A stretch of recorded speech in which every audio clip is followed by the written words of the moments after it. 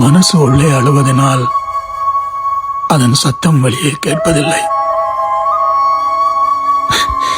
முகத்தில் நன்றாய் சிரித்துக் கொள்வதனால் சோகம் யாருக்கும் தெரிவதில்லை. விட்டுக் கொடுத்தே வாழ்வதனால் அடிமைப்படுத்துவர்களுக்கு எதுவும் புரிவதில்லை.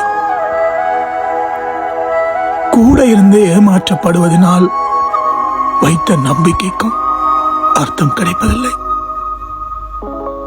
நெஞ்சின் உள்ளே துரோகத்தையும் வைத்திருப்பதனால் உண்மையான அன்பை உணர முடிவதில்லை.